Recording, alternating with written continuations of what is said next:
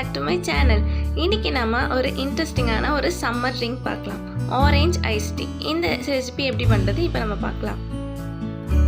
இப்போ இதுக்கு வாங்க தேவையான இன்க்ரீடியன்ட்ஸ் எல்லாமே பார்த்துடலாம்.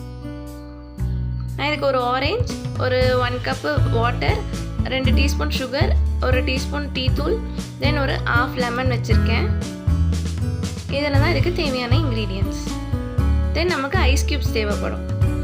இப்போ நான் என்ன பண்ண போகிறேன்னா, இந்த ஆரஞ்சை வந்து ½ கட் பண்ணிக்கிறேன்.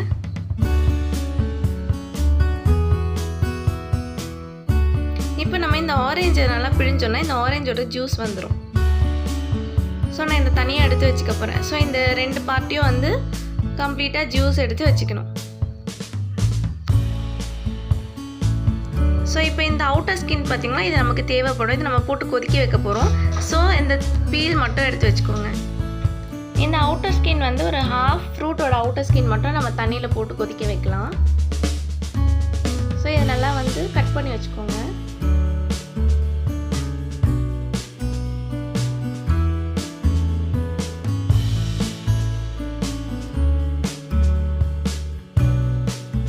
இப்போ நம்ம ஒரு பாத்திரத்தில் ஒரு 1½ கப் அளவுக்கு நான் தண்ணி ஆட் பண்ணிக்கிறேன்.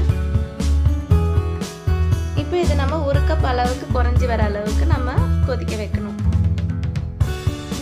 ஸோ இது கூட வந்து டீ தூள் ஒரு 1½ டீஸ்பூன் ஆட் பண்ணிக்கிறேன். இப்போ இது கூட நான் வந்து கட் பண்ணி வச்சிருக்கேன் அந்த ஆரஞ்சு பீல் எடுத்து ஆட் பண்ணிக்கிறேன். இப்போ இது நல்லா கொதிச்சு வரணும். இந்த ஆரஞ்சு டிகாஷன் நமக்கு இப்போ இந்த ஆரஞ்சு ஐஸ் டீக்கு தேவை. இதை நம்ம மில்க்ல எதுவுமே ஆட் பண்ண போகிறது இல்லை.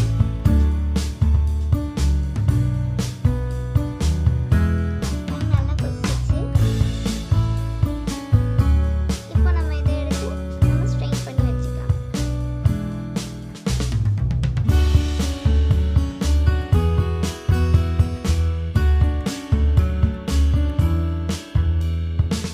இப்போ நான் இதை வடிகட்டி எடுத்து வச்சுட்டேன். இது நான் வந்து ஒரு ஃப்ரீசரில் ஒரு 15 மினிட்ஸ் வச்சுக்கிறேன்.